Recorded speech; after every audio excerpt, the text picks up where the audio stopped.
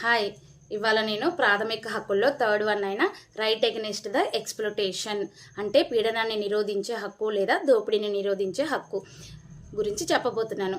దీని యొక్క ముఖ్య ఉద్దేశం సమాజంలో ఉన్న వెట్టి చాకిరీతనాన్ని కానివ్వండి, లేదంటే దోపిడీని కానివ్వండి, లేదంటే బాల కార్మిక వ్యవస్థను కానివ్వండి నిర్మూలించడం లేదా కంట్రోల్ చేయడమే దీని యొక్క ముఖ్య ఉద్దేశం అనమాట. ఇది భారత రాజ్యాంగంలోని ఆర్టికల్ 23 నుంచి 24 వరకు దీని గురించి పొందుపరచడం జరిగింది.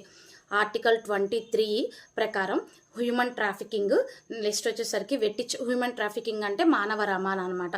మానవ రవాణా అంటే ఏంటి అంటే మనుషుల్ని బలవంతంగా కొనడం లేదంటే అమ్మడం, పిల్లల్ని కానివ్వండి లేదంటే ఆడవాళ్ళని కానివ్వండి బలవంతంగా కొనడం లేదా అమ్మడం అన్నది చట్టపరంగా చాలా పెద్ద నేరంగా పరిగణించబడుతుంది అనమాట. దీనికి వచ్చేసరికి బిఎన్ఎస్ సెక్షన్ 143 ప్రకారం వీళ్ళకి వచ్చేసరికి 7 years నుంచి 10 years వరకు జైలు శిక్ష అనేది విధించడం జరుగుతుంది.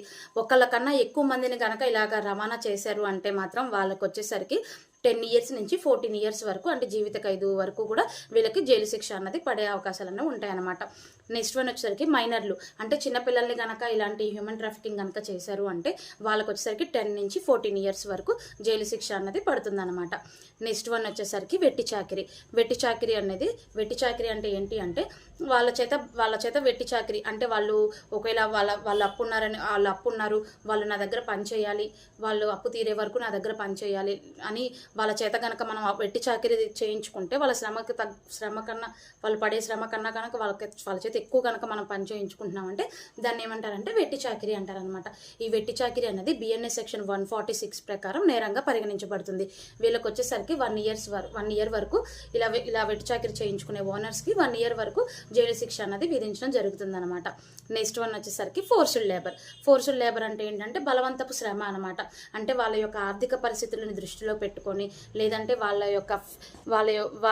చేత మనం వాళ్ళు ఇవ్వాల్సిన వేతనానికన్నా సరే చాలా తక్కువ వేతనంతో వాళ్ళ చేత మనం బలవంతంగా కనుక పని చేయించుకుంటున్నాము అంటే అది కూడా చట్టపరంగా నేరంగా పరిగణించబడుతుంది.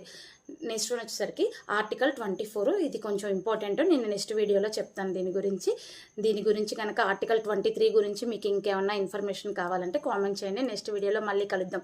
Thank you.